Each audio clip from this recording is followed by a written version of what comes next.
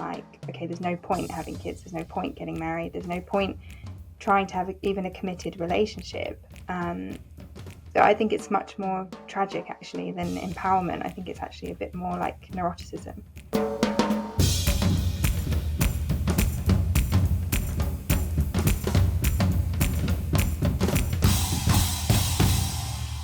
Welcome to The View from 22.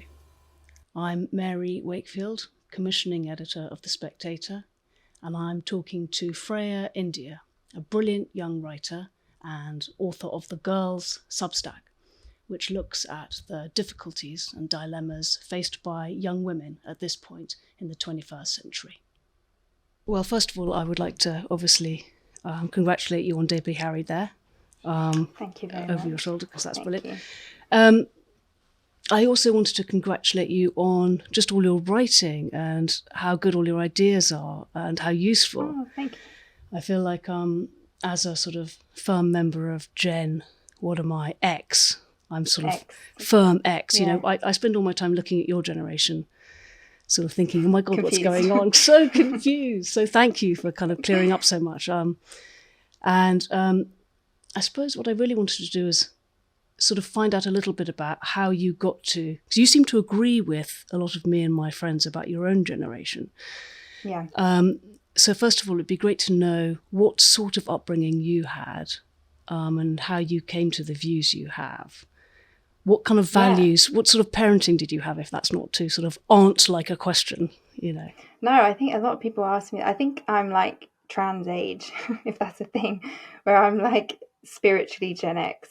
But I think it's more like I grew up in Essex in like a small town. And I think a lot of my views were shaped by being close to my grandparents. So their view of the world very much informed my values. Yeah. How old are your grandparents? So they're probably my age, horrifically, yeah? No, they're mid-80s. So they were born, like, they grew up just after the war. And yeah, their values really shaped mine. And I think that's what's given me this old soul. So you've got some perspective on the hardship people very recently suffered and went through. Yeah, I think it's as well the attitude they have, which is this very little kind of self-pity and very little kind of analysis of themselves. They just seem to live their life and live their values without this kind of neurotic analysing that Gen Z seem to do. And I look at them and see that as very much a refuge in modern life, and that's what I want to replicate. Yeah, it's clever of you to have clocked it, because there must be lots of your generation with that example around, and yet they're pulled in more to the whole social media thing.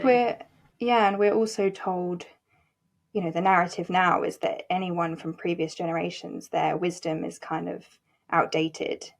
We wouldn't even call it wisdom.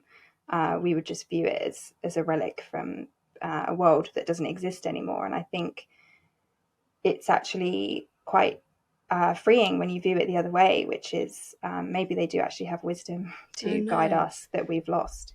I mean, this is a separate conversation, but I'm looking at what my son's looking at on Netflix, and it seems to me anyone over the age of about 28 is sort of viewed as cute. And it's like, oh, look at the little old person, you know, you're sort of a tortoise or a puppy. So there's no respect for the wisdom there. It's just you're as good as you're cute, and then you can go off and die somewhere, you know. There's no idea. And I think that's actually does a disservice to Gen Z, because it makes young people feel like they're in chaos, because they feel they don't respect the adults around them. There's no authority they can turn to that they can put their trust in and get guidance from. And it actually, I think, drives a lot of this anxiety, because we're like, you know, who do we look for? And then we're the authority to rely on, which is clearly not working. No, it's a terrible weight on your shoulders. I feel very sorry for you. We had this structure that was formed by, you know, it's quite very recently, but by, you know, established religions of various sorts, by values, you know, and we could play around with that structure, keeping the world at bay. Whereas you're told you have to fix global warming, Yeah. You have to do everything, and the old have created all the problems, right? Yeah, and we have to kind of forge the path. It's like you can be whoever you want to be, you can live wherever you want, you can be whatever identity you want, and there's no kind of guardrails. And I think that's why young people feel lost, because we kind of need an anchor in all the chaos, especially as the world is getting, changing so rapidly. I think, deep down we are actually looking for some guidance. And actually, just for a minute, to be like your aunt, none of that is actually true. There is a huge amount of wisdom in the past and in cultural traditions, and all these things available to you. It's just you're Yeah. for some reason told it's not valuable. I think some of it is kind of true, that the world is so different now that, the advice, some of the advice my grandparents would give me, it doesn't work because of things like dating apps and, AI. And but there's like ancient age old wisdom there, that I think we throw out. On the subject of dating, this kind of confuses me, because it seems to me sometimes some of the old ways are best because they're so hardwired. So okay, so I've got this thing about, until very recently it was a boy's job to pursue a girl, and in fact some of my grandmother's old songs were all about, the girl saying no and the bloke pursuing. It would be called sexual harassment today, and you'd be put in prison. But it's all about, pursuing, and then the girl eventually kind of giving in. And even in my day, you'd wait for the boy would always make the first move.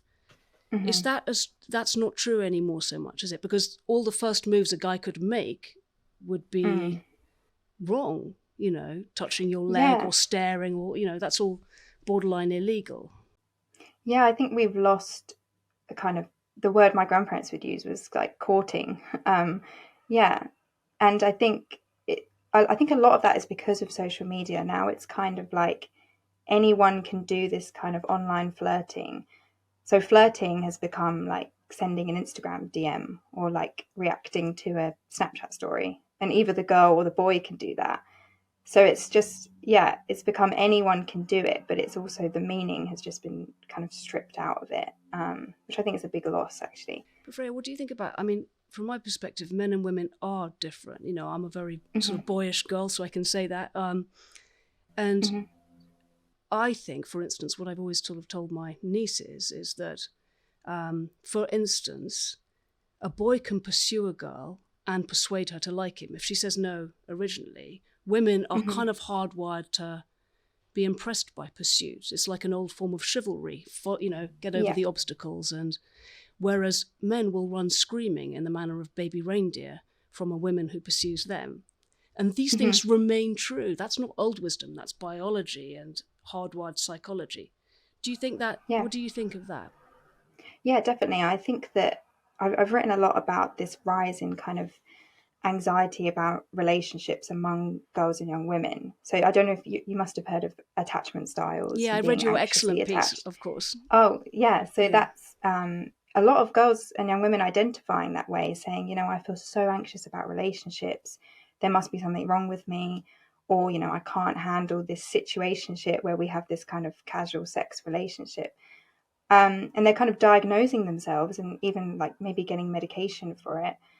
And I think that's just being called a young woman. And especially if you're like an emotional or sensitive young woman, relationships now are extremely hard. And I think there's a lot of that, like you just mentioned, that, young women want to be pursued. They want to have this romantic love that's been we're kind of told is not possible now, and has been kind of chipped away at by social media apps and things like that. But I think wanting that is perfectly normal, and it's just being called a young woman. And I think we should start telling young women that it's actually okay to feel like that, and it's not regressive. It's just part of our nature. Yeah. And equally, it's not really fair to young men to tell them they can't do the things they're programmed to do, to kind of pursue. And I mean, I sounded 99.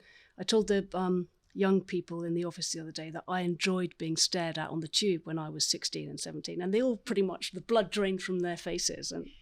But that was part of being a young woman, is enjoying attention. Yeah, I think demonizing attention, and when men, we kind of demonize men either way. We demonize them when they don't put us on a pedestal, and then when they do put us on a pedestal, because that seems to be like a relic of old chivalry that we've kind of demonized.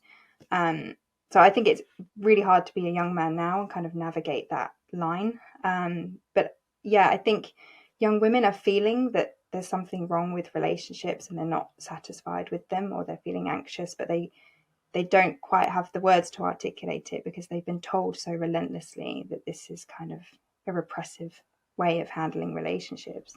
Well, someone was telling me that there's a lot of women writing gay fanfic online.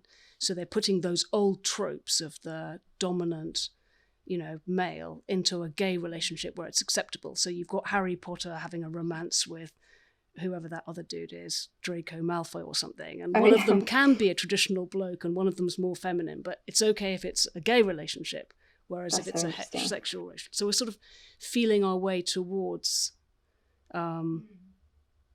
something more old-fashioned in a very strange new kind of way. How have you found sort of dating in 21st century?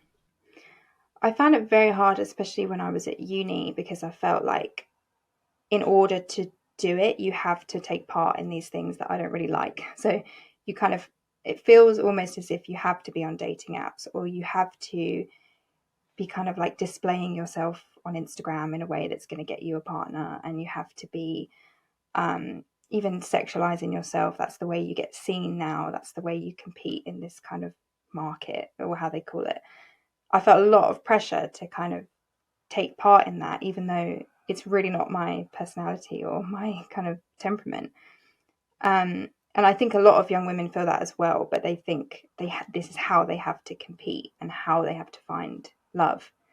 So I found that really difficult throughout my life, and I think I feel especially bad for kind of the generation below me, so younger girls coming of age now, who their whole conception of kind of romantic love and flirting and meeting someone will all be dating apps or flirting on Instagram, or even like AI chatbots or whatever's coming.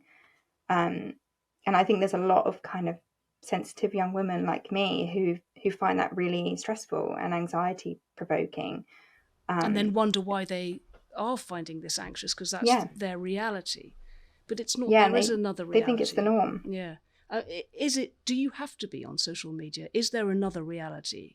I mean, if you as a young woman and the generations coming up just put away their phones, would it just be a desert of non sort of Yeah, contact, or what? I think that's what I used to believe, but I think that's a bit of a illusion. So I think young people who want to come off social media, their biggest fear is that they're just going to be forgotten and no one's going to talk to them, and they're going to be a loner.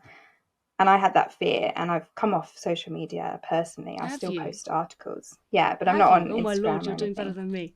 Yeah. And I think actually the opposite tends to happen. Well, in my case, I lost a lot of the kind of superficial relationships. So, when you're on Instagram, your friends that you talk to on there, they're talking to you because you posted your Instagram story and you reminded them that you exist.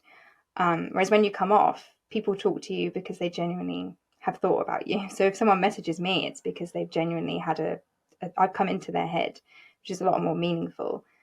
And the same thing, like if it's your birthday, I get like two messages now, but they're so meaningful because it's not because Facebook has nudged them, it's Yeah. because they've remembered. That's actually, you're Um, so right. It's not. It shouldn't be a numbers game, should it? It's a quality game. So who's actually thought yeah, about you, not whether you've got 4,000 fire signs or something. yeah. And then when you actually meet up with people, you have no idea what they've been doing, so you actually have something to talk about. Whereas now, young people meet up and they've seen every Instagram story, so they just sit in silence or go on their phone because there's nothing to catch up on.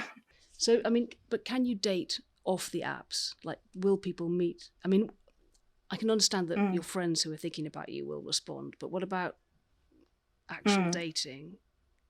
Yeah, I think it's very difficult. I don't deny that it's not difficult, but I think, uh, as Jonathan Haidt says, like if you're going to come off social media, you need to replace it with something else. So it can't just be we're encouraging young people to switch off and then sit in their rooms. It has to be switch off and then join clubs, or go to as many work events in person as you can. Try and maximize these real life things. Yeah, yeah. What do people do? God thing. Well, Table it's tennis in the 90s, but I mean, you know. well, yeah, but even things like, I don't know, walking around a record store, people would meet and like talk about the vinyls they're looking for. There's like moments like that now where even when we're like shopping or walking around, we've all got headphones in. We're all in our own little Yeah, no, it's bubble. grisly. The whole thing's grisly. It just, Yeah, it just. The trouble is now it has to be so contrived, doesn't it? It's let's yeah, get offline and do yeah. something, and then sort of self-conscious, but it's much better. We've both written a little bit about asexuality, Hmm. which is the other trouble with dating and everything. Hmm. And young people identifying themselves as asexual, which does rather put a spanner in the romantic works. Hmm. And you've had some very interesting theories as to why people, especially women, right, or especially girls, are calling Yeah, themselves asexual. Do you want yeah, to tell me a bit about that? yeah. Well, I think firstly, what we've just spoken about is a cause. I think one part of it is this kind of risk aversion and kind of fear of talking to people and discomfort and getting in relationships, and all this kind of chaos in modern life. So the dating apps and having to flirt on social media It's and easier the just to opt kind of, out. yeah, and the kind of loss of these moral guardrails. I think a lot of emotional, sensitive young women just think, okay, I'll just escape some of that. And I can see why. I think there's a lot of pressure on girls to be like, especially when you look at some of these like perfect Instagram influencers or the infinitely accessible porn stars now that they know that boys and young men have access to. And they look at themselves and think, I can't compete. It's kind of like a tragic removing yourself from it. I do think that is a little bit of a part of it. But I think there's all kinds of other things. So the piece I wrote for the Spectator recently was about looking at the rise in mental health medication and the rise in asexuality, which I think is an area that doesn't get enough attention, which is that a lot of the same demographics that are identifying as asexual, so these young women aged between like 18 and 25, they're also the same demographic who are driving the rise in prescription for antidepressants. And some of these antidepressants are linked to sexual dysfunction, and I think that could be driving it as well. Yeah. I mean, and there's nothing less sexy than anxiety as well. It's almost impossible to Mm, feel frightened and, that's kind of. true. So the Mm, combination of a very anxious generation and the medication would mean there's sort of every incentive for young women to opt out of the game. I mean, I spoke to Mary Harrington recently, and she was wondering if it was actually true, saying people assume these labels very easily, and maybe you just sort of say asexual on your kind of yeah, biography, and then actually you're having sex. But it does seem I to think me that's looking a part online. of it. But I think looking at other things like, the number of Gen Z having sex is much less than previous generations at the same age. And we're much less likely to have ever been on a date. So there's a couple of other things that imply we are avoiding relationships, but I'm sure some of it is self-identifying. But then it's like, why? Why would you What's the want to incentive identify? to? Yeah, Yeah. yeah. Do you think? Um, Yeah, mhm. it seems to me also. I mean, it seems to me also some of the trans phenomenon is in part, for girls at least, a retreat from this kind of Mhm. pornified sexuality, but also a desire to sort of stay a child. So there's an element of not wanting to grow Yeah. up because there's this frightening sexualized world that's also melting to the ground with global warming. And the obvious reaction is to try Yeah. to stay protected, to stay young. So for as a woman, I think, well, that's what I would do. Losing your breasts and having mastectomy or whatever is Mhm. as much as you're changing into a man, you're also stopping growing up, stopping puberty, and maybe identifying as asexual is part of that. It's I'm still a child. I can't take what you're telling me Yeah. about the world. Yeah. And I think for all those reasons we said, the engaging in relationships is much scarier now, and feels riskier because it doesn't feel like people are held to the same moral um, guardrails as previous generations. So I think everyone's scared to put themselves on the line and to make that first move and commit to someone because you just don't feel like you're going to get it back. And then, Oh, yeah, I because think because the there's all, society isn't there. Because do you mean because a man will just kind of ghost you or abandon you, or Yeah, or vice versa as well. I think it's just there's so many kind of um, ways in modern life to be kind of unfaithful or to kind of track each other. So I often think about on social media, you can see everything your partner's doing, or you can see, for example, like on dating apps, they have infinite access to as many options as possible. And there's all these things which I think amp up the paranoia and the jealousy and the worry, and make people very anxious in ways that there wasn't before.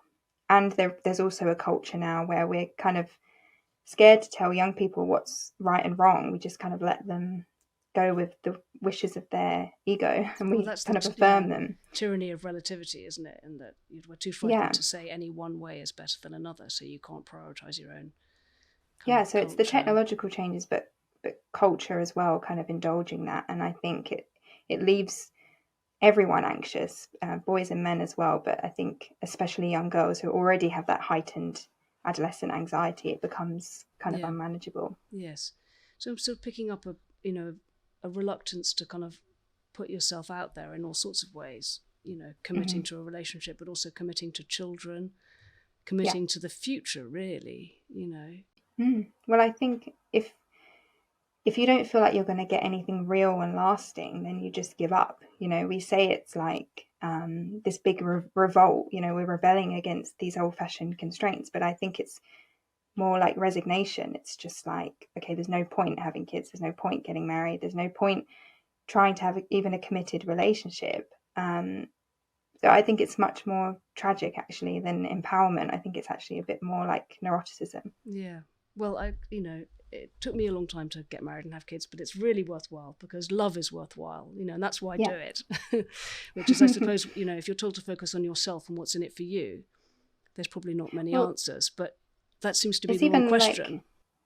yeah, it's even like lovely to hear you say that, because I feel we don't hear from older generations like how important love is or what kind of meaning it sustains in their life. We hear a lot of kind of negative stories about divorce, or we've seen our parents divorce and families break down. And I think, especially now with social media, where you can have an endless feed of why modern men and women shouldn't be trusted and why you should stay away from relationships. I think we're really kind of craving some nice stories about love and romantic love, and actually telling us that Yeah. that is possible. Yeah, I mean, it's fascinating reading some of your pieces, and your generation are asking themselves, what's in it for me? Why would it make me happier to have kids or get married? Just seems the wrong question. It's not about what's in it for you. What Mm-hmm. is in it for you?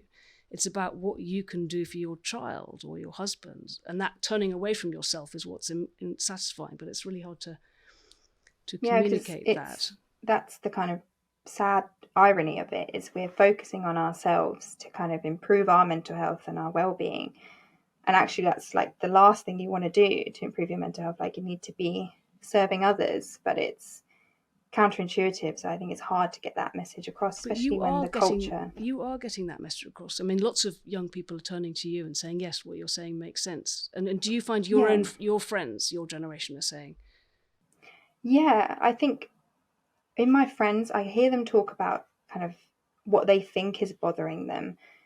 So sometimes it will be things like it's the climate crisis, or it's work pressures, or it's getting on the housing ladder. And I can hear underneath it something deeper, which is like, I don't feel attached to anyone or anywhere or anything. I feel like I'm not. Everything's kind of chaos. And I think what they're often getting at is that what we've just been talking about, the world is chaos and there's nothing to kind of anchor you, and there's anxiety about where to go with your life. And so I think even when I hear young people blame it on other problems, I think there is something deeper they're trying to articulate. And when I've articulated it, I've had people say, oh yeah, that is exactly how I feel, "Yeah, which is reassuring. yeah, that is reassuring." Um, Freya, I should let you go now, but thanks so much for being a voice of wisdom to your generation, and it's really interesting talking to you. And I hope Yeah, we thank you speak so again much. sometime soon. Definitely. Thank you so much.